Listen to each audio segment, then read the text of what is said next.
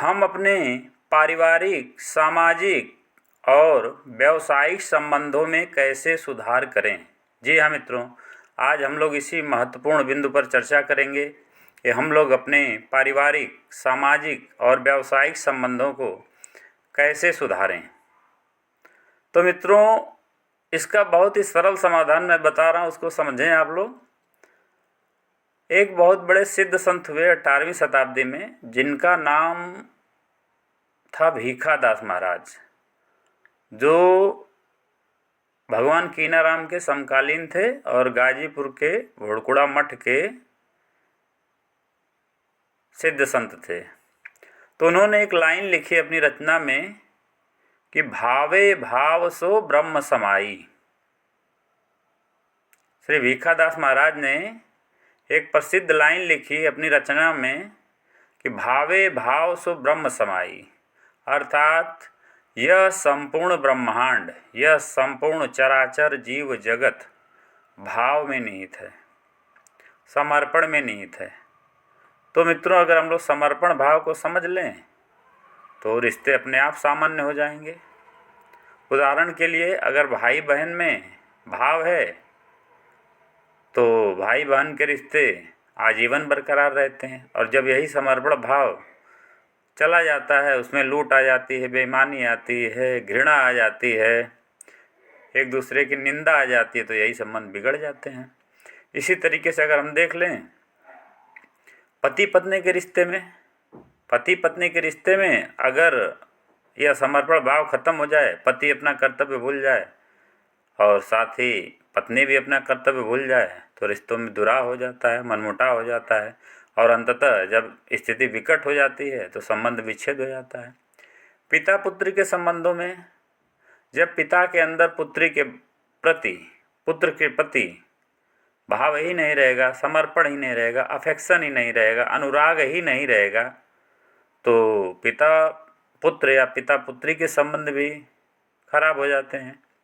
तो मित्रों, बस हम लोगों को खुद में सुधार करना है, और सबसे पहले अपने अंदर सरलता लानी है, नम्रता लानी है। और संस्कृत में एक श्लोक कहा गया है कि अभिवादनशीलस्य नित्यं विद्योपसेविनम चत्वारि तस्य वर्धन्ते आयुर्विद्या यशो बलम। अर्थात ऐसा व्यक्ति जो अपने बड़ों को, बुजुर्गों का, अपने से अनुभवी व्यक्तियों का सम्मान करता है, उनको अभिवादन करता है और नित्य अभिवादन करता है अपने से बड़े व्यक्तियों का, तो उसकी ये 4 चीज़ें अपने आप ही बढ़ जाती हैं: आयु, विद्या, यश और बल।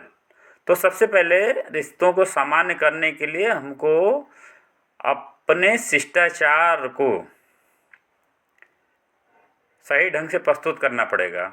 किसी की निंदा मत करिए, किसी की चुगली मत करिए, और अपने अंदर अच्छे गुण विकसित करिए, शील गुण विकसित करिए, जिसे मनोविज्ञान में शील गुण बोलते हैं। वो शील गुण आप अधिकतम विकसित करें और सकारात्मक सोचें। और मित्रों, अगर कोई व्यक्ति जानबूझकर आपके पीछे पड़ा है तो उसका भी एक उपाय है मित्रों। अगर किसी के मन में किसी के प्रति गलत धारणा बैठ गई है, या उसने अपने मन में गलत अभिवृत्ति बना ली है किसी के प्रति, तो उसमें हम लोग क्या कर सकते हैं? उसमें फिर अध्यात्म ही एक सहारा है। तो इसमें आप लोग क्या कर सकते हैं, मैं आप लोगों को आज विस्तार से बता दे रहा हूँ। ये मेरा अपना अनुभूत प्रयोग है कि इसमें आप सात्विक लोग जो हैं, जैसे आदमी का 3 प्रकार के गुणों के आधार पे 3 प्रकार के व्यक्ति पाए जाते हैं। सात्विक गुण के आधार पर सतोगुणी, जो सत्य कार्यों में विश्वास करते हैं, रजोगुण के आधार पर रजोगुणी, और तमस गुण के आधार पर तमोगुणी। तो मैं आज आप लोगों को एक सात्विक सिंपल साधना बता रहा हूँ। अगर उसको भी आप करेंगे तो आप अपने सामाजिक, पारिवारिक और व्यापारिक या व्यावसायिक संबंधों पे पकड़ बना लेंगे। तो उसमें आपको करना वेरी सिंपल है कि एक राम रक्षा स्तोत्र का पाठ करिए आप। इसमें विनियोग में ही उसमें विनियोग में ही लिखा रहता है कि श्री राम रक्षा स्तोत्र मंत्र बुद्ध कौशिक ऋषि अनुष्टुप छंद से सीताराम चंद्रो देवता सीता शक्ति श्रीमान हनुमान किलकम से सीताराम चंद्र देवता पित्यर्थम मम सपरिवार सक्षणार्थम च एवं मम शारीरिक मानसिक रोग निवारणार्थे च एवं मम सकल शत्रु बाधा निवृत्ते च वज्रपंजर नामक श्री राम रक्षा कवच स्तोत्र पाठे विनियोग। अर्थात इस विनियोग में ही आपने प्रभु श्री राम से यह प्रार्थना कर दी कि हे भगवान, हमारे परिवार की रक्षा करें और हमारे परिवार को शारीरिक मानसिक रोगों से मुक्त करें, और साथ ही जितने भी शत्रु हैं हमारे, भाई हम तो जानते नहीं कौन हमारा शत्रु है, कौन हमारा मित्र है, मन में किसके क्या चल रहा है, तो उस बाधा से भी हमको मुक्ति प्रदान करें। उसके बाद ध्यान करना है। ध्यानम दयादा जन बाहुम दिस्वंसम पद पद्मासनस्थम पीतम वासो वसानो न कमल स्पर्धनेतम प्रसन्नम मामांकरुण सीता मुक्कमल मिलोचनम निर्दाभम नालकारितम दधत मुरजटा मंडलम रामचंद्रम। उसके बाद अब आपको पाठ शुरू करना है जिसमें प्रार्थना की गई है। अब ये मूल कवच पाठ अब शुरू हो रहा है, जिसमें लगभग 7 लाइन का श्लोक है, जो इस प्रकार है।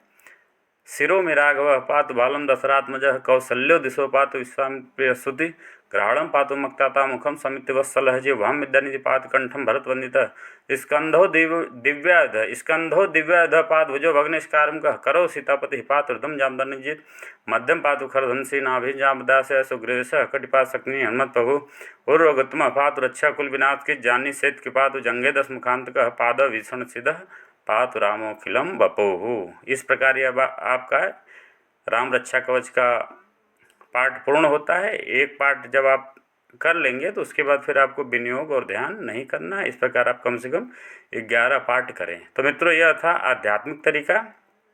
सबसे पहले हमको अपने अंदर अधिक से अधिक शील गुण लाना है, अपने इष्ट के प्रति समर्पित रहना है, और यह समझना है कि प्रभु हम आपके बालक हैं और आप जो है हमारी रक्षा करें। जैसे माता पिता पालते हैं वैसे आप हम पर दृष्टि बनाए रखें। तो जो ज्ञात अज्ञात शत्रु हैं उनके मन में जो चल रहा है भाई, वो तो सूक्ष्म तरंगे हैं, उसको हम आप तो सही कर नहीं सकते। हम तो अपना व्यवहार बदल सकते हैं, आपके सामने नम्र रह सकते हैं, लेकिन आपके प्रकृति को कैसे बदलना है यह तो ईश्वर ही करेगा। और दूसरा पॉइंट है कि अगर आप किसी समस्या में घिर रहे हैं तो आप किसी जानकार व्यक्ति से, किसी सुलझे हुए व्यक्ति से सलाह ले सकते हैं जो इस निदान में माहिर हो। और तीसरा काम आप ये कर सकते हैं कि अपने व्यवहार में पोलाइटनेस लाइए, नम्रता लाइए, और कम से कम दिन भर में मतलब जिससे भी बात करिए तो हल्का चेहरे पे मुस्कान लेके बात करिए, ज़्यादा स्ट्रेस मत लीजिए, और किसी को यह न लगे कि यह व्यक्ति मेरे प्रति गलत सोचता है। सबके प्रति पॉजिटिव रहिए और बी पॉजिटिव होइए, थिंक पॉजिटिव, बी पॉजिटिव रहिए, थिंक पॉजिटिव रहिए, एकदम मतलब अच्छा सोचिए, अच्छा करिए, और ईश्वर में विश्वास करें, मानवता में विश्वास करें, अपने सीनियर्स की कदर करें, और शेयरिंग केयरिंग की भावना आपके अंदर रहे। और जहाँ भी सहायता का काम हो, कोई आपसे हेल्प मांग रहा हो, तो जितना आप सक्षम हैं और उतना उनका हेल्प कर दीजिए। अगर आप किसी को समय दे रहे हैं तो वो भी एक प्रकार का योगदान ही है। कोई ज़रूरी नहीं कि हर आदमी को धन दे के संतुष्ट किया जाता है। श्रमदान कर सकते हैं, उनका किसी भी प्रकार से सहयोग कर सकते हैं, उनको सहानुभूति दे सकते हैं, भावनात्मक सपोर्ट दे सकते हैं, और लाइफ में हमेशा खुश रहिए, स्वस्थ रहिए, मस्त रहिए, और अपनी करियर पे भी ध्यान दीजिए। जो भी आप करें मन से करें। ज़िंदगी में बहुत सी दुविधाएं आती रहेंगी, जाती रहेंगी। जीवन एक बार मिलना है, तो क्यों ना इस जीवन को हम लोग समाज के भी योगदान में लगाएं, और समाज को आगे बढ़ाएं, देश को आगे बढ़ाएं, परिवार को आगे बढ़ाएं। जय हिंद, जय भारत। स्वस्थ रहें, मस्त रहें। नमस्कार।